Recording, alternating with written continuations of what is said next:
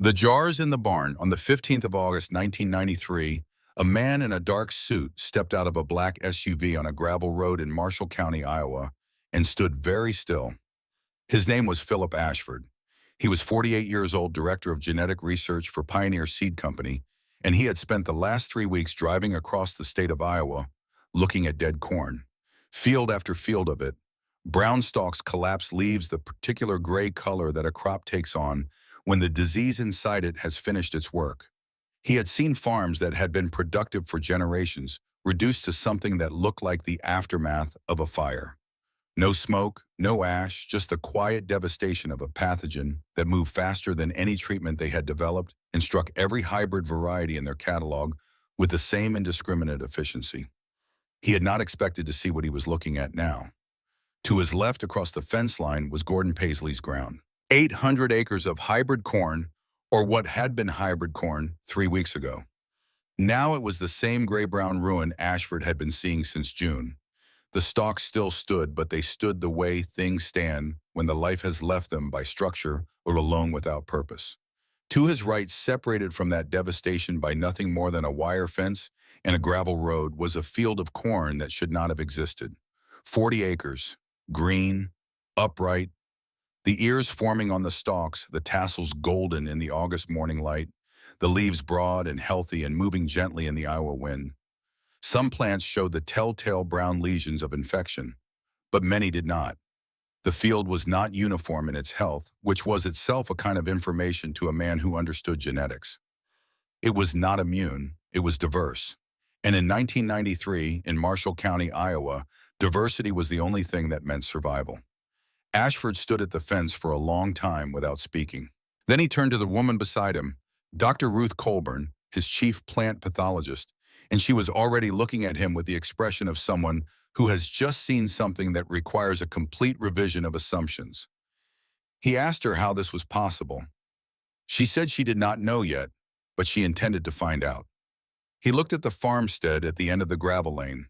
A white house, a red barn, a silo, the ordinary architecture of an Iowa farm that had been worked for generations. Nothing about it announced itself. Nothing about it suggested that what stood in its western field was the most important 40 acres of corn in the United States of America in the summer of 1993. Ashford got back in the SUV. He told the driver to go up the lane. What he did not know yet, standing at that fence on that August morning, was that the seeds growing in that field had been planted for the first time in American soil in 1887. That they had survived droughts and floods and blights and the complete transformation of American agriculture across a century. That the man who owned them had been offered every reason to get rid of them and had refused every one. That the story of those seeds was not a story about corn. It was a story about what a family decides to keep and why, and what that decision costs and what it is eventually worth. It began in Bavaria in the autumn of 1887. August Mercer was 17 years old when he left his family's farm in Bavaria for the last time. He was not tall. He was not particularly strong. He had the hands of a boy who had been working since he could walk and the eyes of someone who had already begun to understand that the world he was born into was not the world he would die in. He carried everything he owned in a canvas bag, clothing a small Bible, a photograph of his mother taken at a festival the year before. These were the visible contents of the bag, the things that a customs officer in Hamburg would have seen if he had opened it and looked. What the customs officer would not have seen was sewn into the lining of August's coat, 2 pounds of corn seeds.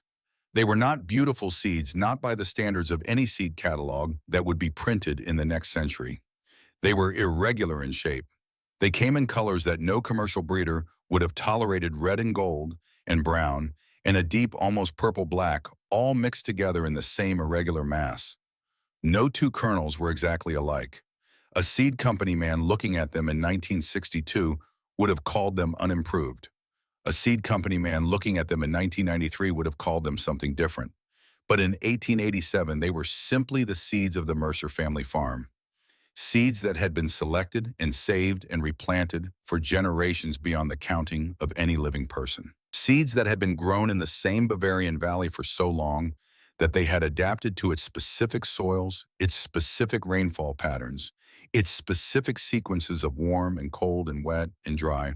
that repeated themselves across the decades with enough variation to test every planting and enough consistency to reward the farmers who stayed. When a Bavarian farmer saved seeds in the 19th century, he did not save them randomly. He walked his fields at harvest time, and he chose.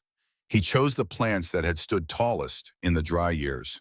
He chose the ears from the plants whose roots had gone deepest when the summer turned hard. He chose the kernels from the plants that had resisted the molds that took their neighbors in the wet years. He kept the best planted, the best, and over generations, the seeds became a record of everything the land had tested and the family had survived. August Mercer carried that record in the lining of his coat across the Atlantic Ocean. He planted those seeds for the first time in American soil in Nebraska in the spring of 1888 in ground that was nothing like the Bavarian valley he had come from. The soil was different. The rainfall was different.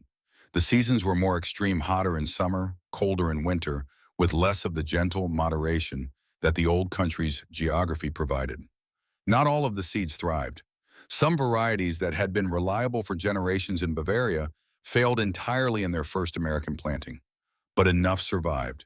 And from what survived, August saved the best. And from those seeds, he planted again, and again, and again. This is how open-pollinated seeds work, and it is why they are different from what the laboratories eventually produced. Every generation of planting is also a generation of selection. Every generation of selection is also a generation of adaptation. The seeds that survive and reproduce in a specific place over many seasons are not the same seeds that were planted originally. They are seeds that have been shaped by that place, tested by its particular challenges, selected by the hands of the people who grew them for the qualities that mattered in that specific soil, in that specific climate. By the time August Mercer moved to Iowa in 1910 and bought land in Marshall County, the seeds he carried with him were no longer quite Bavarian. They were something else, something that had been formed by 2 decades of Nebraska winters and Nebraska summers, and the particular qualities of Nebraska ground. When he planted them in Iowa soil, the process began again. His son Emil took over the farm in 1928. Emil's son Walter took over in 1955. By 1962, when a seed company representative named Denton Vale drove down the gravel lane and knocked on the door of the Mercer farmhouse, the seeds in Walter Mercer's barn had been evolving for 75 years in American soil. They had survived the drought of 1934, which killed crops across the Great Plains. They had survived the floods of 1947. They had survived a blight in 1953 that took a significant percentage of the corn crop in Marshall County. They had survived because they were not uniform. In any given planting, some seeds germinated early and some late. Some plants sent their roots deep and some spread laterally. Some matured quickly and some slowly. Some resisted particular diseases and some resisted different ones. In any given year, some portion of the planting would fail, but another portion would succeed. And from the portion that succeeded, Walter Mercer selected the best ears and dried them carefully and labeled the jars and set them on the wooden shelves in his barn. There were 50 years of jars on those shelves by 1962, each one labeled in Walter's careful handwriting, each one a record of a season that the seeds had survived. Denton Vale was 45 years old and had been selling Pioneer hybrid seed to Marshall County farmers for 7 years. He was good at his job.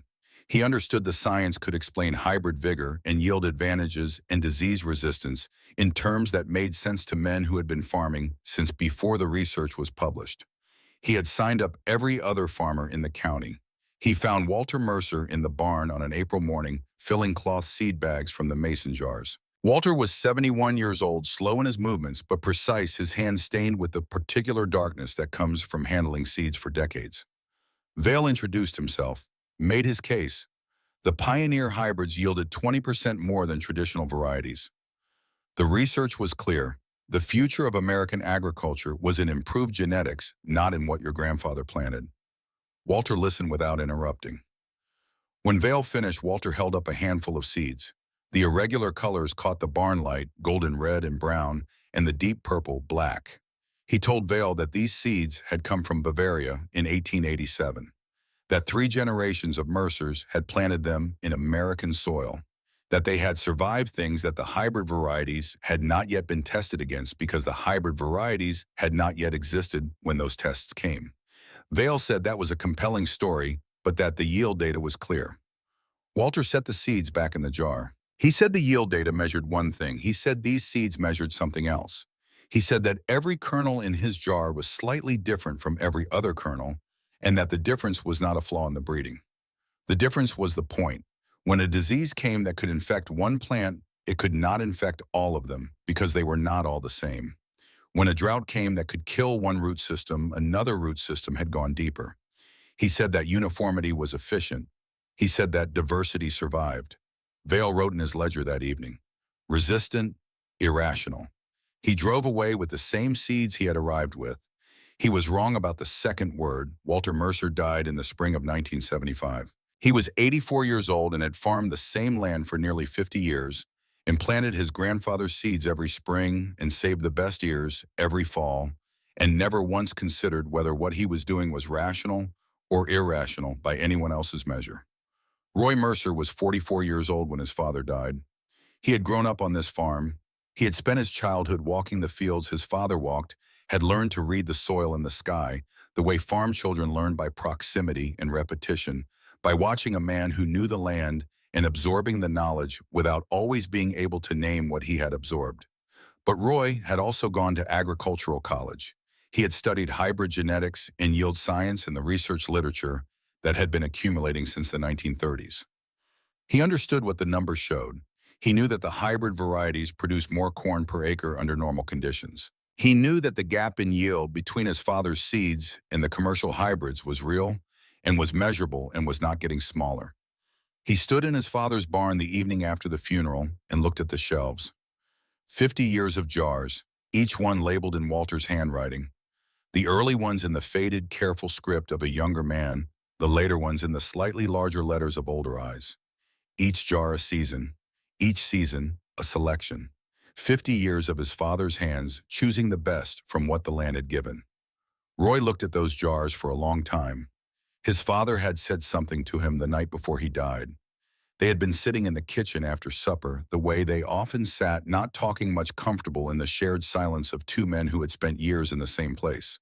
Walter had said it quietly without particular emphasis, as if he were stating something he had known for so long that it required no urgency. He said that the seeds did not belong to the Mercer family. He said the Mercer family belonged to the seeds. Roy had not known what to make of that. He was a practical man. He thought in terms of yield and acres and input costs and the price of corn at the elevator in town. The idea that a family belonged to its seeds was the kind of thing his father said sometimes the philosophical register that Roy had learned to receive without fully processing. He stood in the barn and looked at the jars. He did not think the seeds were more valuable than the hybrid varieties. He did not think his father had been right and Denton Vale wrong in any clear scientific sense. He understood the genetics well enough to know that the question was more complicated than either pure position allowed. But he could not open the lid of the trash barrel and pour those jars into it. He stood in the barn for a long time and thought about doing it because the practical part of his mind told him that simplifying the operation made sense, that running two different seed systems across the same farm added labor and complexity and produced a portion of his acreage at lower yield. He thought about it and he could not do it. What stopped him was not a theory. It was a face, his father standing in the same barn, hands stained with seed dust, holding a handful of irregular kernels in the light. The particular quality of certainty in Walter Mercer's eyes when he talked about what those seeds had survived. Not pride exactly, something more fundamental than pride. The expression of a man who is holding something he knows the value of, even if he cannot translate that value into the numbers other people use. Roy could not pour those jars into a trash barrel. Not because he was certain his father was right, but because he was not certain his father was wrong. And because some part of him understood, without being able to articulate it, that the jars were not just corn seeds. They were the record of a choice that 4 generations of his family had made, and to discard them was to say that the choice had meant nothing. He made a compromise instead. He planted hybrids on 280 acres. The modern way, the commercially optimized way, the way that the yield data supported. And he kept 40 acres for his father's seeds. 40 acres planted and harvested, and saved the way the Mercers had always done, the way August Mercer had done in a Nebraska field in the spring of 1888. It was, he told himself, insurance. He was not sure against what. The community had opinions. In Marshall County, Iowa in 1975, the opinions of the community traveled through the standard channels: the feed store, the grain elevator, the cooperative, the conversations that happened when men gathered in the places where farming business was conducted. Roy Mercer's decision to keep 40 acres of his father's old seeds was the kind of decision that these channels processed efficiently. Chet Gruber ran the farm equipment dealership in town. He was 50 years old, broad and loud and comfortable, in front of an audience, the kind of man who measured his authority in other people's laughter. He had a gift for the phrase that reduced a complicated thing to something simple and dismissive. And when he heard about Roy Mercer's 40 acres, he found his phrase quickly. Museum farming. He said it at the feed store on a Tuesday morning with a good-sized crowd present. He said that Roy Mercer was operating an agricultural museum on 40 acres of prime Iowa ground. He asked what was next, whether Roy was going to harvest with a sickle or plow with mules. He said it with the confidence of a man who knows he is speaking for the majority. And the majority of men in that feed store laughed, because the majority of men in that feed store had switched to hybrids years ago, and the yield data was clear. And the idea of planting your grandfather's irregular seeds in 1975 was from a certain angle genuinely funny. Roy was not at the feed store that Tuesday. He heard about it later, the way he heard about most things, through the indirect transmission of a small community where information moved sideways before it moved directly. He heard it without visible reaction, which was how Roy Mercer received most things that required a response he was not ready to give. Norma heard it from a neighbor woman who mentioned it with the careful neutrality of someone delivering news they believe the recipient should have, though they are not entirely certain what the recipient will do with it. The neighbor said she hoped everything was all right. Norma thanked her and drove home. That evening, she set supper on the table and sat across from Roy, and they ate in the silence that was ordinary between them, the easy quiet of two people who had been in the same house long enough that silence was not distance but presence. She did not mention what she had heard. Roy did not mention it either. But Norma was watching. She was a practical woman. She had grown up on a farm herself, understood the arithmetic of agriculture, knew what yield differences across 40 acres added up to over a decade. She did not think Roy was sentimental in any weak sense of the word. Sentiment was not the right category for him. He was a man who made decisions based on what he could see and measure and verify, and when he could not see and measure and verify something, he waited until he could. She did not know yet what he was waiting to verify. She was not sure he knew either. What she knew was that the bars were still in the barn, that the 40 acres would be planted in the spring, with seeds that had come from Bavaria in a coat lining in 1887, and that her husband had made a decision she did not fully understand and could not bring herself to oppose. She kept watching. The first spring came. Roy planted the 40 acres of his father's seeds the way his father had planted them, keeping back the best ears from the previous season, opening the jars that Walter had labeled most carefully, distributing the seed with the attention that open-pollinated planting required. It was more work than planting the hybrids. The hybrid seed came in uniform bags, calibrated, treated, ready for the planter. The old seeds required judgment at every step, the selection of which jars to use, the handling of seeds that were not uniformly sized and required adjustment of the planting equipment. The harvest required the same extra judgment, walking the field to identify the best plants, selecting the best ears, drying them carefully, labeling the new jars. Roy did all of this in addition to farming the 280 acres the conventional way. He did not complain about the extra labor. He also did not explain it to anyone who asked, because the honest answer was that he did not have a complete explanation to give. The yields on the 40 acres came in lower than the hybrid ground as expected. Not dramatically lower, because Walter Mercer had been selecting his seeds for 75 years in this specific soil, and they were well adapted to its conditions. But lower. The numbers did not make an argument for what Roy was doing. The numbers made an argument against it. He noted the numbers. He kept planting. Gordon Paisley farmed 800 acres to the east of Roy's property. He was a large, opinionated man who wore his success in the confident way of someone who believes his results are proof of his judgment. He had switched to hybrid corn in the early 1960s and had expanded his operation steadily since adding acres and equipment and the particular authority that comes from being one of the larger producers in a county. He said more than once in more than one setting that Roy Mercer was living in the past. He said it without malice in the tone of a man delivering an obvious observation. He said Roy was afraid of the future, that the attachment to the old seeds was sentiment masquerading as strategy, that the 40 acres of museum corn were a cost that a serious farmer would not carry. Roy heard these things and filed them in the place where he kept the information that was real but not actionable. He could not prove Gordon wrong. The yield numbers were on Gordon's side. The research literature was on Gordon's side. Dentonvale's ledger notation from 1962, resistant and irrational, was on Gordon's side. Roy kept his 40 acres. He kept them through the late 1970s, through the grain embargoes and the price volatility that shook Iowa agriculture in ways that nobody had predicted. He kept them through the early 1980s when the farm economy tightened and the loans that had funded expansion across the county came due with interest rates that made expansion feel like a trap. He kept them when the practical arithmetic of the situation argued most clearly against keeping them. There was a night in the winter of 1981 when Roy sat at the kitchen table with his account books and a pencil and worked through the numbers in the way that a man works through numbers when he already suspects what they are going to tell him. He was 50 years old. The loan payment was coming due in March. The price of corn had been soft for 2 years. The 40 acres of heritage seed corn had yielded less than the hybrid ground, as it always did, and the difference across 280 hybrid acres versus 320 hybrid acres was not enormous, but it was real, and in a tight year, it was the kind of real that showed up in an account book and stayed. He sat at the table and did the arithmetic, and when he was finished, the arithmetic said what he had expected it to say. He picked up the pencil. Norma was at the kitchen counter. She did not turn around. She heard the pencil touch the paper, and she was still in the particular way that a person is still when they are paying attention to something without wanting to appear to be paying attention to it. Roy held the pencil against the paper for a long time. He thought about the jars in the barn. He thought about his father standing in the same barn, holding a handful of irregular seeds in the light of a spring morning.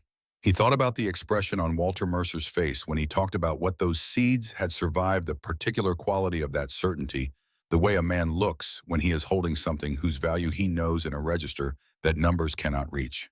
He put the pencil down without writing anything.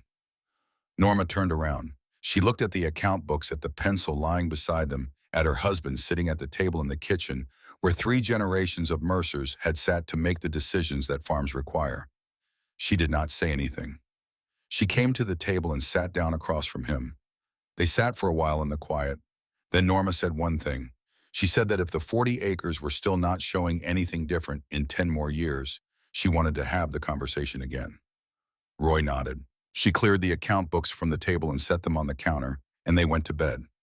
He did not know, sitting at that kitchen table in the winter of 1981, what 10 more years would bring. He did not know what 12 years would bring. He did not know that in the summer of 1993, a fungal pathogen would move north through Iowa with the speed and uniformity of something that had found an entire landscape with no resistance to offer. He did not know that the difference between what he had and what Gordon Paisley had would become in a single season the difference between a field and a graveyard. He knew only that the jars were in the barn and that he was not ready to empty them.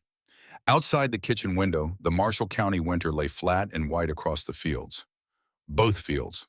The 280 acres of hybrid ground and the 40 acres where his grandfather's seeds, or whatever they had become after a century of American soil and American seasons, waited in the dark for spring. Roy Mercer went to bed. The seeds waited. The winter of 1981 passed the way Iowa winters pass slowly and without apology, the cold settling into the ground and staying until the ground was ready to release it, which was never on anyone's schedule but its own. Roy Mercer planted his 40 acres in the spring of 1982, the same way he had planted them every spring since 1975. He selected the jars.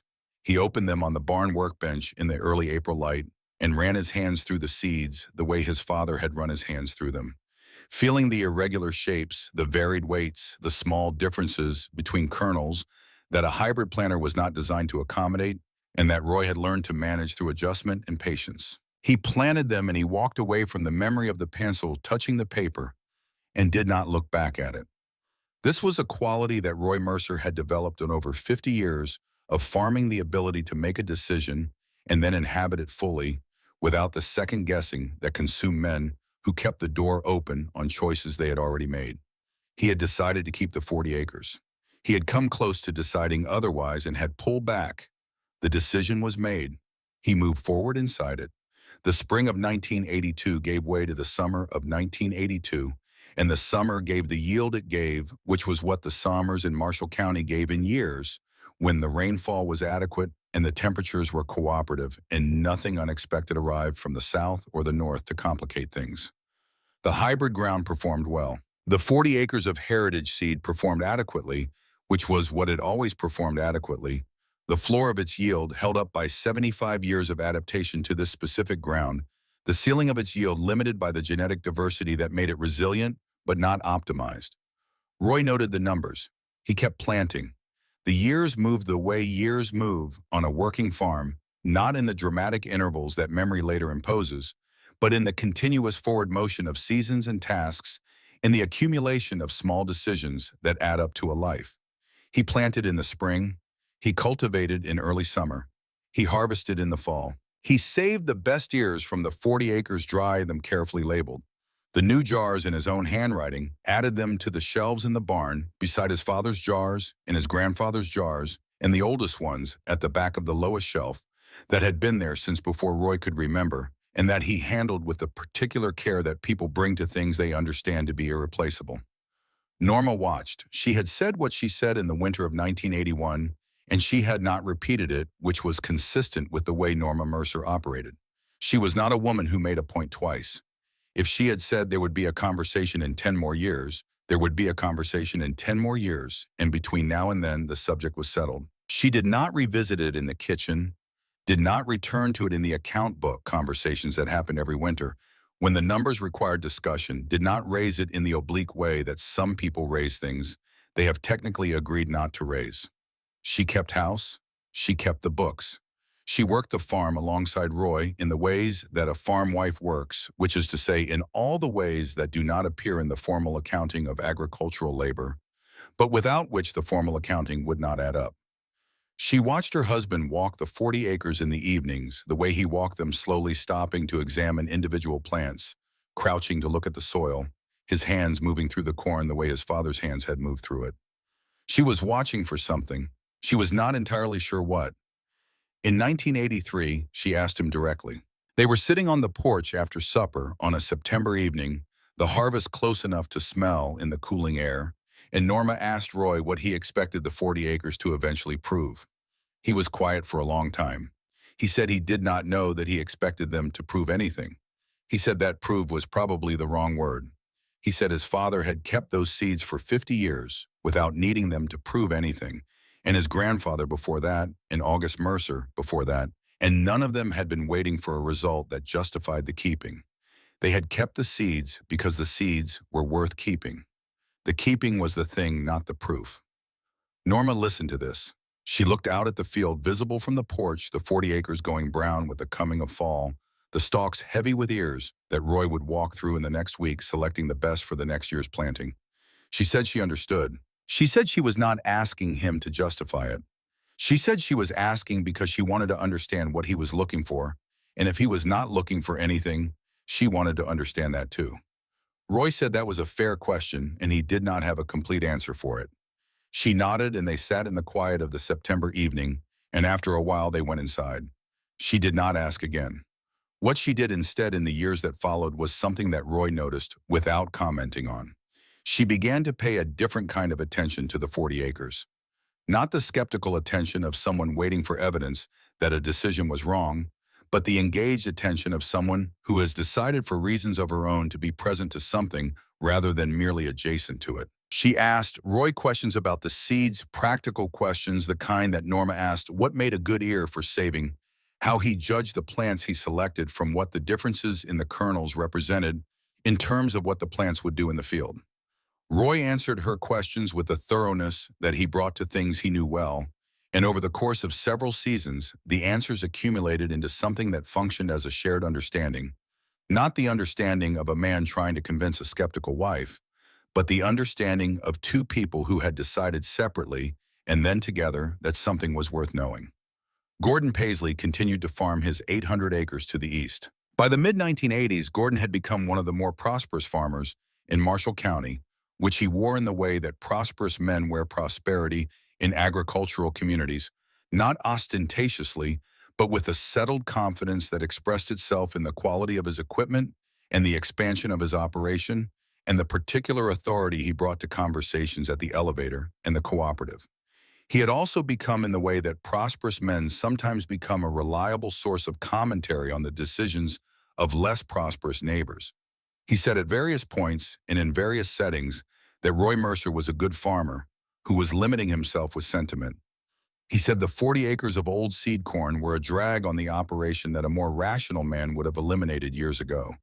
He said he understood why Roy kept them, that there was a certain attachment to the past, that older farmers developed, that it was human and understandable and also a mistake. He said this without cruelty. He said it with the tone of a man delivering an honest assessment of a situation he has analyzed and understood. He said living in the past in the same way that Chet Gruber had said museum farming years earlier, with the confidence of someone who believes the majority of informed opinion is behind him. Roy heard these things as he heard Chet Gruber's things through the indirect channels of the community. He filed them in the same place. The years continued. 1985, 1986, 1987. Each year, the 40 acres performed as they had always performed, adequately, resiliently, without the peaks that optimized hybrid genetics could achieve in a good year, and without the corresponding vulnerability that came with that optimization. Roy would not have been able to tell you in any of those years whether what he was doing was right. The evidence available to him did not resolve the question. The 40 acres were not dramatically better than they should have been. They were not dramatically worse. They were what they had always been, a portion of a farm that performed differently from the rest at lower yield and higher labor for reasons that were harder to articulate than the reasons for everything else he did. He kept planting them because he had decided to keep planting them. This was sufficient reason for Roy Mercer. Not every decision required ongoing justification. Some decisions required only the commitment to see them through to whatever they would eventually become. The winter of 1991 came and went. Roy and Norma sat at the kitchen table with the account books in February, the same table where he had picked up a pencil 10 years earlier and set it down again. Norma looked at the numbers. She did not mention the conversation she had asked for. Roy did not remind her of it. The 10 years had passed. The conversation did not happen. Roy planted his 40 acres again in the spring of 1992. He was 61 years old and had been farming this ground for 37 years and planting his father's seeds for 17 of them. And there was in him, by now, the deep particular quiet of a man who has committed to something long enough that the commitment has become part of the structure of his days rather than a decision he is still making. He did not think about why he was planting the heritage seeds in the spring of 1992. He planted them because it was spring and it was time. The summer of 1992 was ordinary, in the way that Iowa summers can be ordinary, warm and wet and productive, the kind of season that rewards the work you put in and does not introduce complications you did not plan for. The hybrid ground yielded well. The 40 acres yielded adequately. Roy harvested in September, walked the heritage field with the careful attention of 17 years of practice, selected the best years, added new jars to the barn shelves. He did not know that the seeds he was saving in the fall of 1992 would be the seeds that mattered most in the summer that was coming. The summer of 1993 announced itself early as something different. The weather pattern through the spring had the particular instability of a system that has not settled into its seasonal configuration. Warm days followed by cold nights, followed by humidity that did not belong in April, the kind of atmospheric confusion that old farmers read as a sign of a difficult season ahead without being able to say exactly why. Roy noted the pattern and planted his crops and watched the sky with the attentiveness that farmers bring to weather in the years when the sky is saying something they do not entirely understand. The reports from the southern counties began in late June. They came through the channels that agricultural news traveled in Marshall County. The extension service bulletins, the conversations at the cooperative, the items in the farm section of the newspaper that Roy read over breakfast. A new strain of fungal blight had been identified in the southern part of the state, brown lesions on corn leaves spreading rapidly. Fields that had looked healthy on Monday, looking compromised by Friday. The Agricultural Extension Service issued advisories.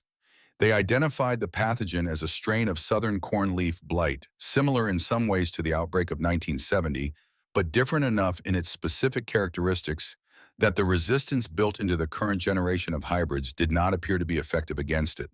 They recommended monitoring.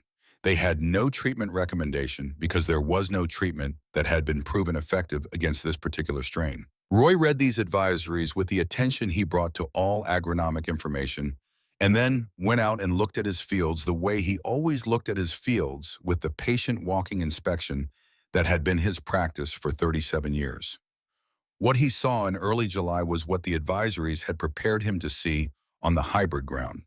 The first lesions appeared on the leaves of his commercial corn. In the second week of July, the characteristic brown spots that the Extension Service photograph showed spreading from the lower leaves upward. Not a few plants, many plants. The pattern of spread was consistent with airborne transmission, plant to plant, row to row, moving through a field of genetically identical organisms with the efficiency of a pathogen that has found a host with no variation in its defenses. On July 18th, Roy stood at the fence line between his property and Gordon Paisley's ground and watched the color of Gordon's field. Gordon had 800 acres of corn, every acre planted with the same hybrid variety, the same genetics, the same susceptibility profile. The blight that had come up from the south had found in Gordon Paisley's 800 acres exactly what a pathogen finds when it encounters a monoculture, an entire landscape of identical hosts with nowhere to encounter resistance and no reason to slow down. The field was dying, not all at once, not in the dramatic visible collapse of something struck by weather or chemical damage. It was dying the way living things die when the case is internal, from the inside out, the cells failing in ways that the outward structure had not yet acknowledged. The green was leaving. The particular gray-brown of infected tissue was taking its place, spreading from the eastern edge of the field, where the wind had brought the spores first moving west, through 800 acres of corn that had no answer for what was happening to it. Roy stood at the fence line for a long time. Then he turned and walked back to his own ground, and he walked to the 40 acres. Some plants in the heritage field showed lesions. He could see them as he entered the field, the same brown spots he had seen on the hybrid ground on some stalks on some leaves. The infection was present. The pathogen had reached his field too and had begun its work. But it had not finished its work the way it had finished its work on the hybrid ground. He walked the field slowly the way he always walked it, stopping at individual plants, examining the leaves, looking at the stalks, crouching to see the base of the plants where the infections sometimes advance first. What he saw was not immunity. It was not a field untouched by what was killing Gordon Paisley's 800 acres of fence line away. What he saw was variation. Some plants were severely infected. Their leaves showed the spreading lesions, the gray-brown advance of the fungal tissue consuming the green. These plants would not produce usable ears. They would die the way the hybrid corn was dying from the inside, surrendering to something they had no resistance to offer. But other plants were different. Some plants in the 40 acres stood green in the rows between the infected ones. Their leaves showed no lesions or minimal lesions that had not advanced to the spreading stage. Their stalks were firm. Their ears were forming. They were growing in the same field, in the same soil, under the same sky, exposed to the same airborne pathogen that was killing their neighbors, and they were not dying. They were not all the same. They had never been all the same.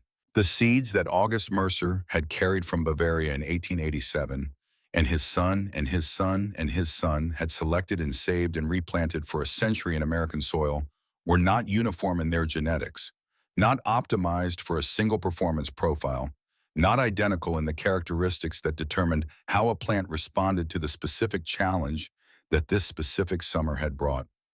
Some of them had something the pathogen could not overcome. Some did not. The field was not healthy in the way that a healthy field looks before a threat arrives, but it was alive in the way that diverse things are alive when uniform things are dying. Roy stood in the middle of the 40 acres and turned slowly, looking at the living plants, and the dying ones at the variation that his father had called the point, and the seed companies had called the flaw, at the evidence that was accumulating around him in the form of green leaves and firm stalks on a July morning when everything on the other side of the fence line was going gray. He did not call anyone. He did not drive to town to report what he was seeing. He did not contact the Extension Service or the cooperative or the agricultural research station at the state university. He walked back to the barn and he took down the farm journal from the shelf where he kept it, and he opened it to a fresh page and he began to write. He wrote the date. He wrote the observation.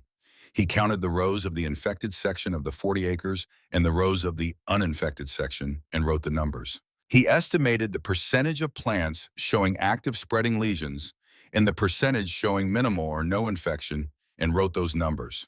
He wrote his estimate of the corresponding situation in the hybrid ground, which he had examined that morning, which was that the percentage of plants showing no infection was close to zero.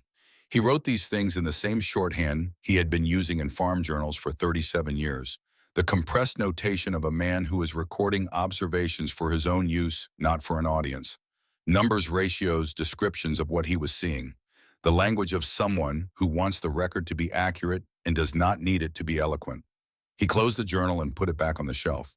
He had been keeping farm journals since he took over the operation in 1975. He had recorded yields and rainfall and pest pressures and soil observations and the 100 other categories of information that a careful farmer tracks across decades. He had never shown the journals to anyone, not because they contained anything private, but because there had never been a reason to show them. They were working documents.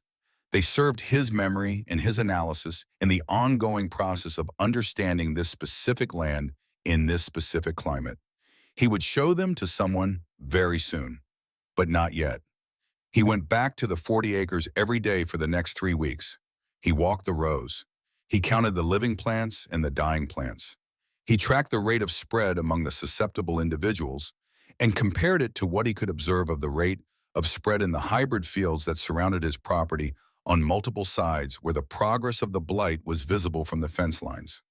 The hybrid fields were completing their dying on a schedule that did not vary. The pathogen had found its host and was doing what pathogens do in a monoculture, moving through the identical genetics with nothing to stop it finishing one plant and advancing to the next in the steady march of an organism that has encountered no resistance. The 40 acres were different. The dying was not spreading the same way. The infected plants were dying as they would die, but the infection was not moving as cleanly through the heritage field as it was moving through the hybrid ground. The plants with resistance were not getting sick. The plants without resistance were. And because the field was a mixture of both, the pathogen encountered resistance after resistance as it moved through the rows, slowed by the variation that it could not anticipate because the variation was real and genetic and the result of a century of selection that no laboratory had designed. Roy noted all of this in the farm journal. He also noted something else, something that required no counting or measurement, something that was simply visible to the eyes of a man who had been walking his fields for 37 years and knew what they looked like in their various states. The 40 acres still looked like a field. The hybrid ground looked like something that had been a field and was now becoming something else. On the morning of August 15th, Roy was in the barn when he heard a vehicle come down the lane. He heard more than one door close. He heard shoes on gravel, the kind of shoes that were not work boots, the sound of people who were not accustomed to gravel lanes. He did not go out immediately. He finished what he was doing, which was repairing the hinge on a storage cabinet that had been loose for 2 weeks. He worked the new screws in, carefully tested the hinge, closed the cabinet, and opened it twice to confirm it seated properly. Then he set down the screwdriver and walked to the barn door. There were 3 of them standing in the yard looking toward the 40 acres. A man in a dark suit who was perhaps 48 years old and had the bearing of someone accustomed to managing situations from a position of authority. A woman in field clothes who was examining something in her hand, a leaf she had picked up somewhere, turning it over with the focused attention of a scientist who has found a specimen. A third man, younger, with a briefcase, standing slightly behind the other 2. The man in the dark suit turned when Roy came out of the barn. He introduced himself as Philip Ashford, Director of Genetic Research for Pioneer Seed Company. He introduced the woman as Dr. Ruth Colburn his chief plant pathologist. He introduced the younger man as Harlan Greer, whose title Roy did not fully catch and whose function he understood immediately. Roy looked at the three of them. He said they were here about the corn. Ashford said they were here about his corn, specifically about the heritage variety in the Western field. He said the county extension office had filed a report about the blight damage in the county and had noted that one farm had experienced significantly lower losses than the county average, and that a specific 40-acre plot on that farm had experienced almost no losses at all. He said the report had made its way through the appropriate channels and that he had come from Des Moines that morning specifically to see what the report described. Roy looked at him for a moment. Then he said they should go to look at the field. They walked together across the yard and through the gate at the edge of the 40 acres, the four of them entering the field from the east side. The contrast was visible, immediately visible, even to someone who had not spent 37 years learning to read this particular ground. To the east across the fence, the scale of what had happened to Gordon Paisley's 800 acres was entirely evident. The gray-brown mass of dead and dying stalks, the collapsed leaves, the silence of a field that had lost the quality that made it a field and had become instead a record of what the summer had done. And here in the 40 acres, the corn that was still corn. Dr. Colburn moved into the field, immediately pulling leaves for samples, crouching to examine stalks at their base, moving through the rows with the efficiency of someone conducting an examination she has been wanting to conduct since she read the extension report. She was taking notes as she moved, writing in a small book she carried in her chest pocket, not looking up, entirely absorbed in what she was finding. Ashford stood at the edge of the field and looked at it for a long time. He said it was extraordinary. Roy said it was 40 acres of corn that his family had been planting for 100 years. Ashford turned to look at him. He asked when the variety had last been crossed with any commercial genetics. Had Roy ever hybridized the heritage seeds with any purchased variety, intentionally or by chance? Roy said no. He said his father had been very clear on that point. The seeds stayed pure. You selected from what they produced, and you planted what you selected, and you did not introduce outside genetics because the integrity of what you had depended on not doing that. Ashford nodded slowly. He was thinking in the way that people think when they are reorganizing a significant amount of information very quickly. He said that the blight had destroyed approximately 40% of Iowa's corn crop. He said the losses nationwide would be measured in billions of dollars. He said that every commercial hybrid variety Pioneer produced was susceptible to this particular strain of the pathogen, that their research team had been working for 6 weeks to understand the genetic basis of the susceptibility, and that what they had found was that the susceptibility was built into the foundation of modern hybrid corn in ways that could not be quickly corrected. He paused. He looked at the green rows of the 40 acres, at the living plants, standing among the infected ones, at the evidence of resistance distributed through the field in the irregular way that genetic diversity distributes everything unevenly, imperfectly, sufficiently. He said they had nothing. Every model they had, every projection, every genetic analysis their laboratory could produce said that corn growing in these conditions, with these exposures, should be dead or dying. He gestured at the field. Except this. Roy looked at the field his father had planted, and his grandfather before that, and his great-grandfather before that, the field that Chet Gruber had called a museum and Gordon Paisley had called the past. He thought about a 17-year-old boy in Bavaria sowing seeds into the lining of a coat. He thought about Walter Mercer holding a handful of irregular kernels in the light of this same barn, telling a seed company man that the difference was not a flaw. The difference was the point. He thought about a pencil touching paper in a winter kitchen and then being set down. Harlan Greer stepped forward. He had the briefcase open. He said that Pioneer Seed Company would like to make Roy an offer. Roy looked at the briefcase. He looked at Ashford. He looked at the 40 acres. He said he would hear the offer. Greer said that Pioneer was prepared to pay $1 million for exclusive rights to the Mercer Heritage Seed Genetics. They would use those genetics to develop new resistant hybrids. They would license the genetics to other companies. They would potentially save the American corn industry from a catastrophe that could take years to recover from. Roy stood in the August heat at the edge of the 40 acres and looked at the briefcase and thought about what $1 million meant and what it did not mean. He thought about what exclusive rights meant. He thought about what would happen to seeds that a family had kept free and open for 100 years if they became the exclusive property of a corporation. He thought about patents and licensing agreements and the price that farmers would pay to plant genetics that his great-grandfather had brought from Bavaria in his coat.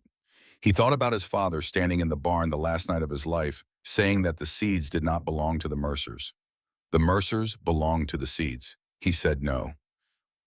So, Greer's expression did not change exactly, but something shifted in it, the recalibration of a man who has named a number he did not expect to be declined.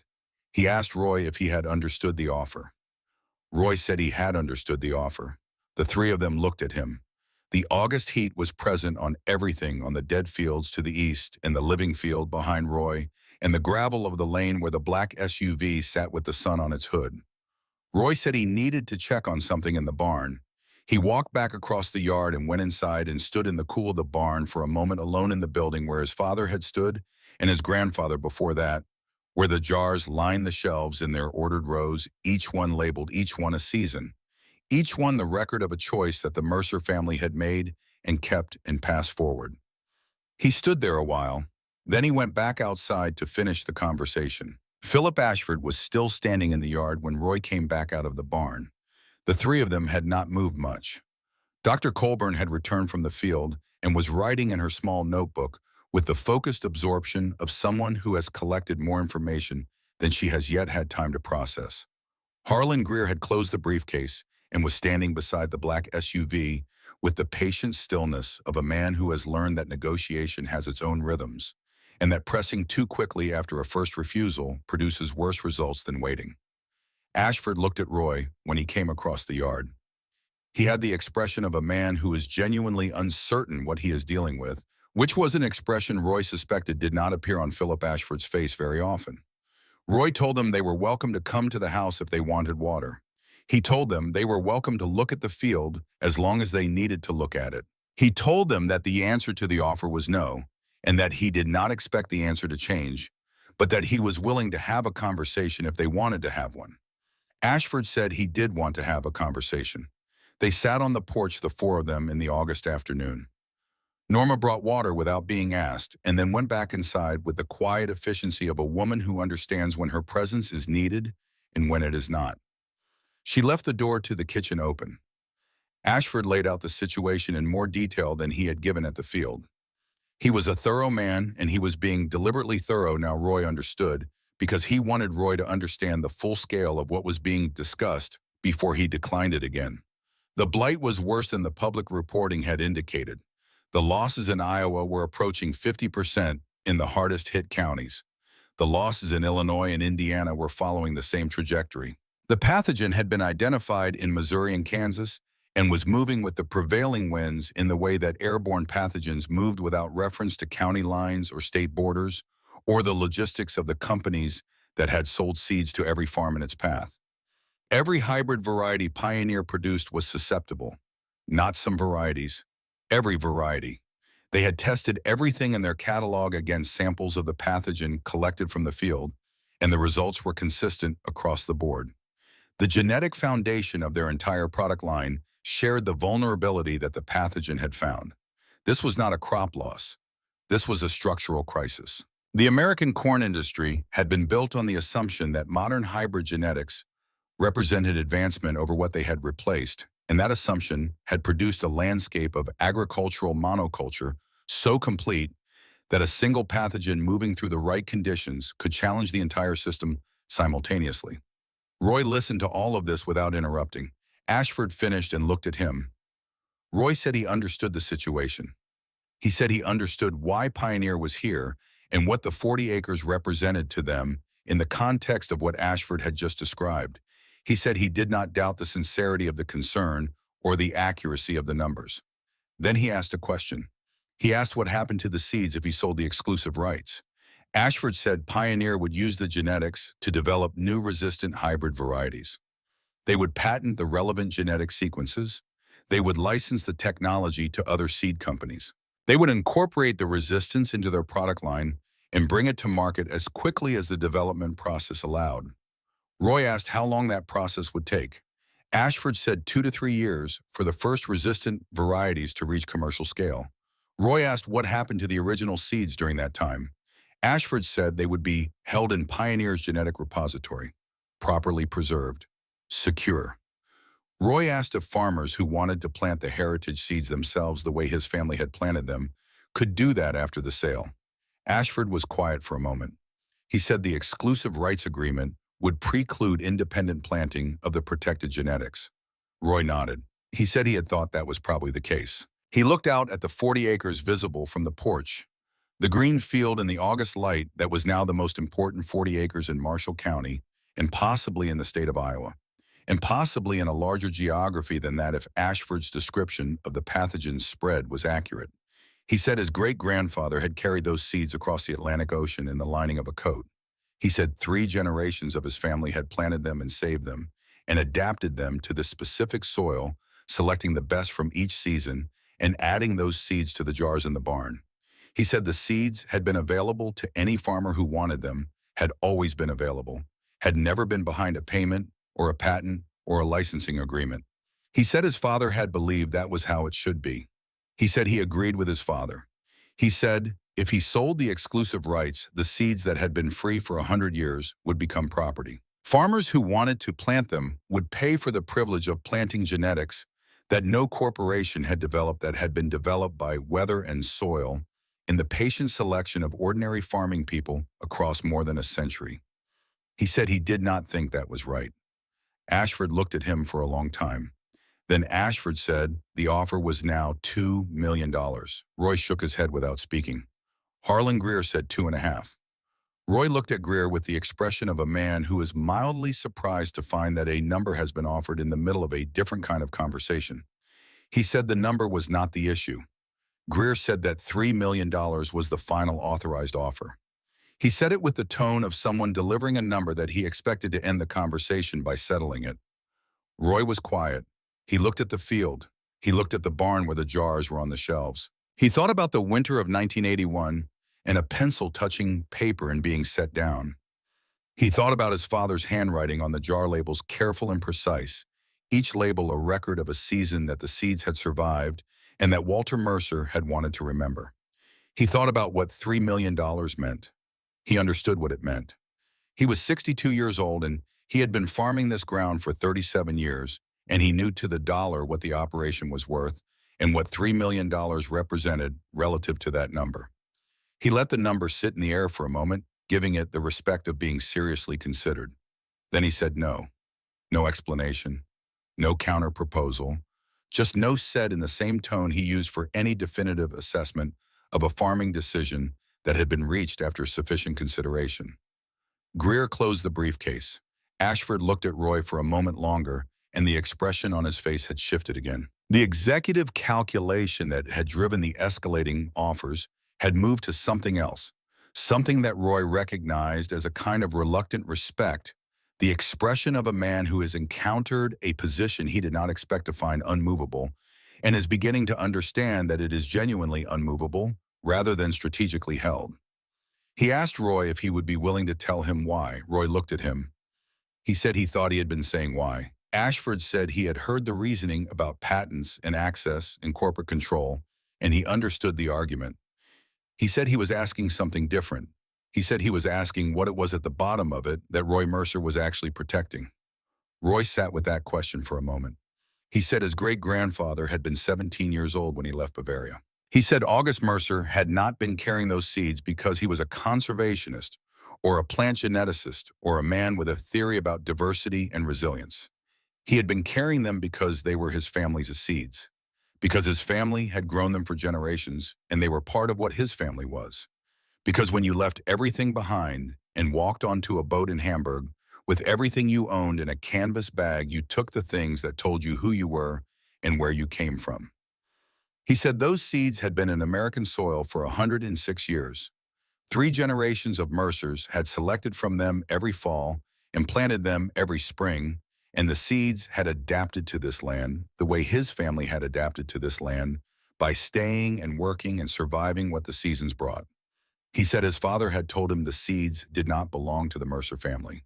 He said he had not understood that when his father said it. He said he understood it now. The seeds were not the Mercer family's property in the way that equipment was property or land was property. They were something more like a responsibility, something that had been entrusted to the family, not because the family had created it, but because the family had kept it. And you did not sell a responsibility. You discharged it. The porch was quiet. The August heat was on everything. Ashford said nothing for a long time. Dr. Colburn, who had been listening from the far end of the porch with her notebook closed, said one thing. She asked if there was any arrangement, any structure at all, that would allow Pioneer to work with the genetics without the exclusivity that Roy found objectionable. Roy looked at her. He thought about it. He said that was a different question than what had been asked so far. She said she knew. He said he was not opposed to science understanding what was in those seeds. He was not opposed to researchers studying the genetics and publishing what they found. He was not opposed to the knowledge being available to anyone who could use it. He said he was opposed to one company owning it. She said she understood the distinction. Ashford looked at her. Something was being worked out between them in the way that things are worked out between colleagues who have worked together long enough to communicate efficiently. Then Ashford said he needed to make some phone calls. He asked if he could come back the next day. Roy said he could come back the next day. They drove away down the gravel lane. Roy watched the black SUV until it reached the county road and turned east. Then he went inside. Norm was at the kitchen table. She had the farm journal open in front of her, the current one, the one Roy had been writing in since the blight appeared. She had been reading the entries from the past 3 weeks, the daily counts of infected and uninfected plants, the comparisons to the hybrid ground visible across the fence. She looked up when Roy came in. She asked how much the last offer had been. He told her. She was quiet for a moment. She looked at the journal and then at Roy. She asked how much was enough to say yes. He looked at her. He said there was not a number. She held his eyes for a moment. Then she nodded a single slow nod and closed the journal and pushed it back across the table toward him and stood up and went to the stove to start supper. Roy sat down at the table. He put his hand on the journal. He did not open it. He just sat with his hand on it in the kitchen of the house where he had grown up and farmed and raised a family and kept his father's seeds and his grandfather's seeds and his great-grandfather's seeds through 37 years of seasons that had offered him many reasons to stop and no reason he was willing to accept. The next day, Ashford came back alone. He left the briefcase in the car. He sat on the porch and told Roy that the calls he had made the previous evening had not produced an arrangement that Pioneer was prepared to offer, that the legal and commercial structure of the company made it difficult to pursue a relationship with a seed source that could not be controlled through standard intellectual property mechanisms. Roy said he understood. Ashford said he wanted to say something else. He said he had been in the seed business for 22 years. He said he had built a career on the premise that modern genetics represented progress over what had come before, and that the displacement of traditional varieties by improved hybrids was straightforwardly good for farming and for the people that farming fed. He said he still believed the science of hybrid breeding had produced genuine improvements in yield and consistency under normal conditions. He said he had spent the last 2 days looking at something that his 22 years had not prepared him to see. He said that his company's seeds and every other company's seeds were dying in the fields of Iowa at a rate that would have been unimaginable 6 weeks ago. He said the uniformity that made those seeds efficient, the identical genetics that allowed them to be calibrated and optimized and reliably predicted, was also the thing that made them collectively vulnerable in a way that no individual farmer had understood when he planted them. He said Roy Mercer's 40 acres had done something that 50 years of corporate plant breeding had not done and could not do. Not because Roy was a better scientist, because Roy's family had kept something that the industry had decided was no longer necessary. He said Walter Mercer had been right in 1962. Not about everything, not about whether diversity was more efficient than uniformity under normal conditions, but about the thing that mattered when conditions were not normal. He said Denton Vale had written resistant and irrational in his ledger, and that the second word had been wrong, and that the industry had proceeded as if both words were right, and that the fields of Iowa in the summer of 1993 were the result. Roy listened to all of this. He said he appreciated Ashford saying it. Then he said he was going to open the barn. Ashford looked at him. Roy said that farmers from neighboring counties had been calling since the extension report circulated. He said there were people who had lost everything this summer and who needed seeds for next spring, and who had heard that there was a farm in Marshall County where something had survived. He said he was going to open the barn and share what he had. He said the seeds were not for sale. They had not been for sale when Pioneer offered $1 million, and they were not for sale now. But they were available. They had always been available. His father had never refused a neighbor who asked, and he was not going to start refusing now. Ashford looked at the barn for a moment. He asked if Roy would allow Dr. Colburn to come back and collect samples for the Pioneer Research Library. Not for commercial development, not for patenting, for research, for understanding what was in the genetics and publishing that understanding in the scientific literature where it could be available to anyone. Roy thought about this. He said Dr. Colburn was welcome to come back. He said he would like to see what she found. He said the only condition was that whatever she published would be published without restriction, available to any researcher who wanted to build on it, not held behind a corporate wall. Ashford said he would see what he could arrange. He drove away. Within a week, the first farmers arrived. They came down the gravel lane the way people come when they need something. They cannot get anywhere else without appointment. A little uncertain of their reception, carrying the particular combination of desperation and dignity that belongs to people who have suffered a real loss and are trying to recover without losing more than they already have. Roy met them in the yard. He did not make speeches. He did not explain the history of the seeds in the detail that would eventually be explained in many settings over the coming years. He showed them the barn. He explained the basics of what they were receiving, that the seeds were not hybrids, that the yield would be lower than they were accustomed to initially, that the seeds required saving and selection at harvest rather than purchasing each spring, and that the process of selection, done carefully and consistently over several seasons, would produce a variety adapted to their specific ground. He told them they could save seeds from what they grew and plant those saved seeds the following year. He told them they would never need to buy these seeds from anyone because the seeds were not anyone's to sell. He told them if they had a good year with them, to save the best and share the rest with someone who needed them. He opened the mason jars. The first day he gave seeds to 4 farmers. The second day, 7 more came. By the end of the week, there had been enough people down the gravel lane that the gravel was noticeably more disturbed than usual, the loose stones kicked to the edges by vehicles coming and going. Norma kept a record of who had come and what they had taken. She did this without being asked in the same account book, where she kept the farm records, adding names and addresses and the quantity of seed distributed in her careful handwriting. Roy looked at the list at the end of the first week and understood that Norma had decided something in the way that Norma decided things without announcement through action. She had decided that this was worth keeping track of. He did not say anything about it. He was grateful for it in the way that he was grateful for most things Norma did, which was quietly and completely. Gordon Paisley came on a Thursday morning in the second week. Roy heard his truck on the gravel before he saw it, the particular sound of Gordon's diesel recognizable after years of proximity. He was at the fence checking the water line when the truck pulled into the yard. He finished what he was doing and walked back to the farmstead. Gordon was standing outside his truck. Not at the door of the house, not at the barn door. Just standing in the yard between the truck and the barn with his hat in his hands looking at the ground. He was 53 years old and had been farming Marshall County ground since he was in his 20s, and had 800 acres of dead corn to his east, and had been for the better part of 18 years one of the louder voices in the community on the subject of Roy Mercer's museum farming. He looked up when Roy came across the yard. He did not say anything about the 18 years. He did not reference living in the past or the future or the agricultural philosophy that had made him one of the more prosperous farmers in the county and had also left him with 800 acres of devastated ground in the summer of 1993. He did not offer an explanation or an apology or any of the conversational furniture that people arrange around themselves when they have been wrong about something for a long time. He just asked if Roy had enough for him. Roy looked at him for a moment. Then he said to come inside.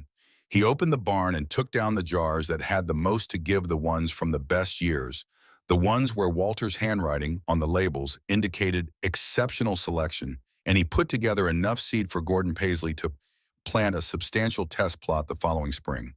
He did not give him enough for 800 acres. That was not possible, and it was not what Gordon had asked for. He gave him enough to begin. Gordon took the seeds without saying much. He held the cloth bag in his hands with a careful weightedness that Roy recognized. It was the way you held something you understood to be more than it appeared. He said he appreciated it. Roy said the seeds would do what they could do in Gordon's ground. He said the first year would be educational in ways that Roy could describe, but that Gordon would understand better by planting them. He said the yield would be lower than Gordon was used to. He said the plants would not look uniform the way hybrid plants looked uniform. He said to walk the field at harvest and choose the best ears and dry them carefully and label the jars with the year. He said the second year would be better. Gordon nodded. He put the bag in his truck carefully. He drove away down the gravel lane without looking back. Roy stood in the yard and watched him go. By the end of August, more than 60 farmers had come to the Mercer farm. By October, when the harvest season was underway, and Roy was walking his own 40 acres in the careful way of a man selecting seeds for the following year, Norma's list had grown to over 100 names from 4 counties. The Extension Service published a report.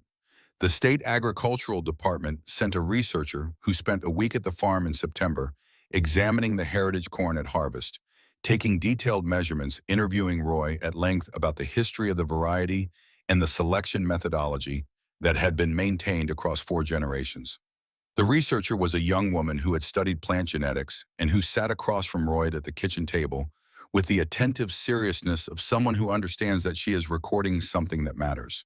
She asked him to describe the selection process in as much detail as he could. He told her what his father had told him and what his father's father had told his father. You walked the field. You chose the plants that had done best in the conditions of that year. If it had been a dry year, you chose the plants that had handled the dry best.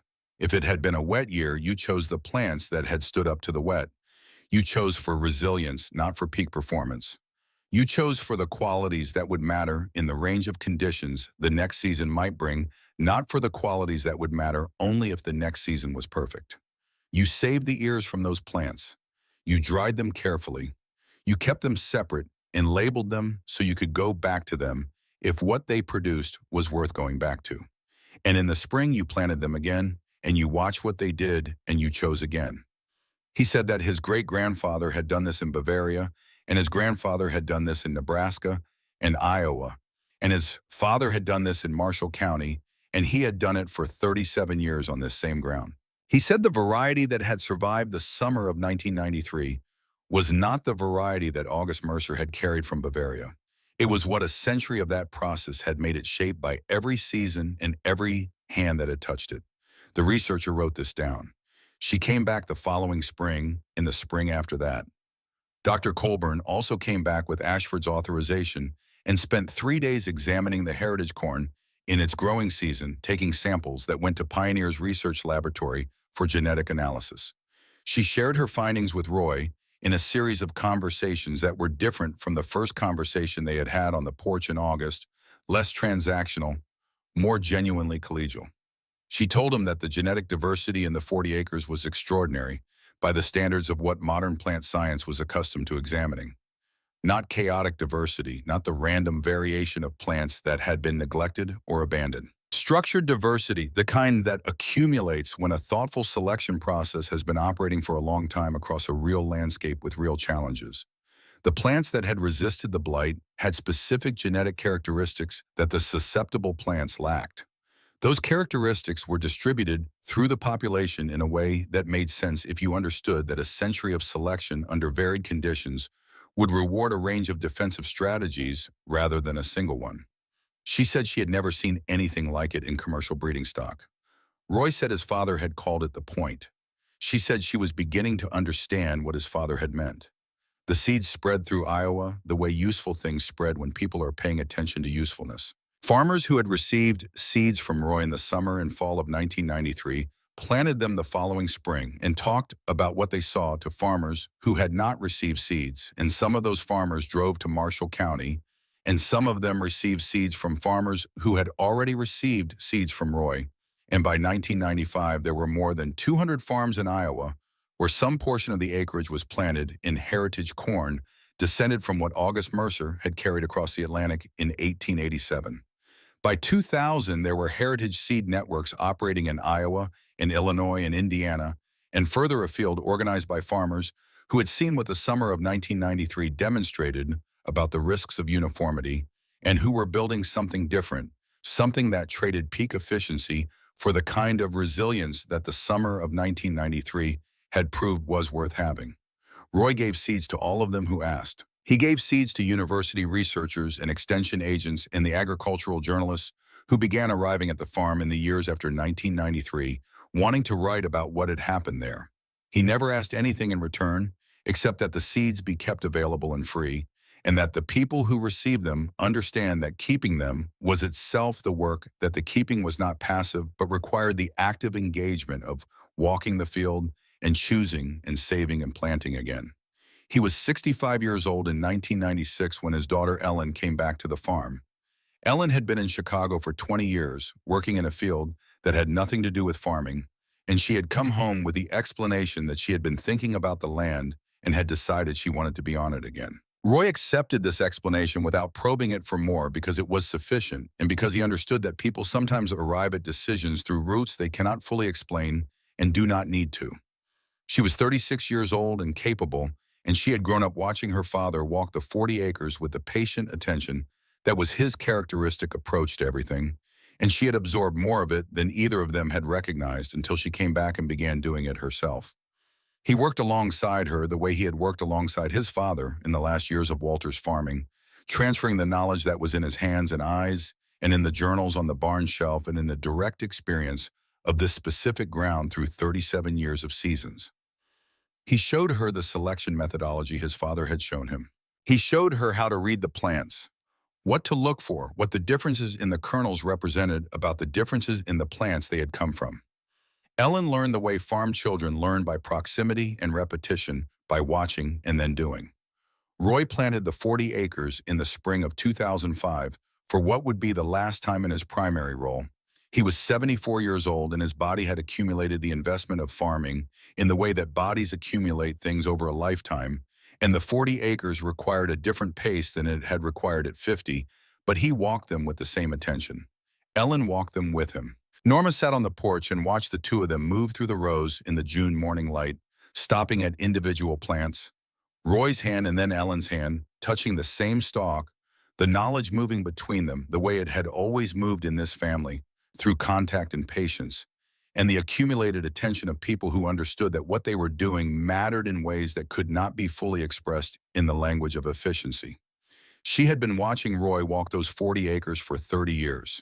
She had watched from the kitchen window and the porch and from the edge of the field itself, and she had watched Norma's list of seed recipients grow from 60 names to several hundred, and she had watched Dr. Colburn's papers get published in journals that neither she nor Roy could have read easily, but that represented the scientific record of what the Mercer farm had kept, and she had watched the summer of 1993 move from crisis to lesson to something that was becoming part of the permanent literature of American agriculture. She had watched all of this, and she had thought more than once about a February evening in 1981 when she had stood at the kitchen counter and heard a pencil touch paper and had not turned around. She did not know what Roy had been about to write. She thought she knew. She thought he had been about to write down the 40 acres as hybrid ground for the following spring, to make the practical decision that the practical numbers supported, to accept the judgment of the community and the yield data and the entire structure of modern agricultural thinking, and plant his grandfather's seeds into a trash barrel and be done with it. She did not know for certain that she had changed anything by standing there. She did not know if Roy would have set the pencil down regardless, for reasons entirely internal to himself that had nothing to do with her presence. But she had stood there, and he had set the pencil down. She had never mentioned it to him. It was not the kind of thing that wanted to be mentioned. It had happened in the kitchen on a winter evening, and both of them had known it was happening, and neither of them had said anything. And what had happened next had happened because of both of them, the same way that everything that mattered on the farm had happened because of both of them. Roy Mercer died in November of 2008. He was 77 years old. The service was at the Methodist church in town, small and quiet the way Roy had been quiet. The people who came were the people who always come to services, like this family and neighbors, and the friends of a lifetime, plus a category of people who were not exactly any of those things, the researchers and extension agents and farmers from other counties who had received seeds or knowledge or the direct influence of what Roy had built over 33 years of planting his father's seeds. Philip Ashford came. He had retired from Pioneer the previous year, and he drove from Des Moines and sat in the back of the church with the attentiveness of someone who has something specific to pay respect to. He spoke briefly at the reception after the service. He said that he had spent his career in the seed industry convinced that modern genetics represented an unambiguous improvement over what it had replaced. He said that the summer of 1993 had required him to understand that the sentence was more complicated than he had believed, that improvement and resilience were not the same thing, that a system optimized for one could be catastrophically vulnerable in the other, and that Roy Mercer had understood this not through a theory, but through the plain practice of keeping something that everyone else had decided was no longer necessary. He said he had offered Roy $3 million, and Roy had said no, and that the no had been right, and that the seeds Roy had shared freely in the summer and fall of 1993 had found their way into research programs and heritage networks in the fields of farmers across the Midwest in ways that no patent or licensing agreement could have accomplished. He said the free distribution of something that had been cultivated across a century of genuine labor was the kind of decision that business logic could not account for, and that he had spent 15 years trying to understand. He said he thought he understood it now. He thought Roy Mercer had understood, in the way that some people understand things without being able to fully articulate them, that the seeds were not a product. They were a practice. They were the ongoing result of every person who had ever planted them and walked among them and chosen the best from what they produced. The value was not in the genetics as a static object. The value was in the relationship between the seeds and the people who kept them, a relationship that required participation to remain alive, and that would die under the conditions of exclusive ownership as surely as it would die from neglect. He said Roy had kept that relationship alive and then extended it to everyone who would take it. Ellen stood at the front of the church and said one thing about her father. She said that he had walked the 40 acres every year for 33 years in every kind of Iowa summer, in the dry years, in the wet years, in the years that were neither, in the year that nearly broke everything, and that he had never once walked those 40 acres in a way that suggested he was doing something he did not believe in. She said she had watched him do it as a child, and she had watched him do it again as an adult when she came back to the farm, and what she had understood from watching was that belief was not an abstraction for Roy Mercer. It was a practice. It was what you did with your body on specific ground, in specific seasons, consistently and carefully, regardless of what anyone around you thought of it. She said she intended to keep doing it. Owen Mercer was 20 years old and stood beside his mother at the front of the church. He was Ellen's son and Roy's grandson, and the sixth generation of Mercers to have a relationship with seeds that had come from Bavaria in the lining of a coat in 1887. He had grown up on the farm in the years after Ellen came back. He had walked the 40 acres with his grandfather and his mother. He had learned the selection methodology the way it had always been learned in the Mercer family, through proximity and attention, in the direct experience of doing it with hands that were guided by older hands until they could find their own way. After the service, after the reception, after the last cars had gone down the gravel lane, and the farmstead was quiet in the November afternoon, Owen went to the barn. He went to the shelves where the jars were. He found the oldest ones at the back of the lowest shelf, the ones that had been there since before Roy could remember, and that Roy had handled with particular care, the ones with the labels in faded German script that nobody in the family could fully read anymore, except as a reminder of where the beginning was. He took down one of the oldest jars carefully. He held it in both hands in the barn light. The kernels inside were dry and still irregular in shape and varied in color. No two exactly alike the way they had always been, and the way the Mercer family had always understood to be not a flaw but the point. He stood in the barn where his great-grandfather and his great-grandmother and Roy and Norma and Ellen had all stood at different times in the wing life of this farm and this family and these seeds, and he held the jar in the careful way you hold something you know to be irreplaceable. In the spring, he would open it. He would take a handful of what was inside and mix it with the current seed stock, the way Roy had done and Ellen had done and Walter before them. Not because the genetics needed to be refreshed. They had long since distributed themselves through a century of planting, but because the act meant something. Because holding the connection between the beginning and the present in your hands once a year was a way of keeping the whole story alive, of refusing to let the distance between a young man walking off a boat in New York Harbor and a farm in Marshall County, Iowa, in the present day, collapse into mere history. He put the jar back on the shelf carefully. He turned off the barn light and walked back across the yard to the house where his mother was, the house that had been in this family for generations, sitting in the middle of the Iowa ground that August Mercer's seeds had been growing in for 106 years, the 40 acres visible in the November light through the kitchen window, waiting for spring.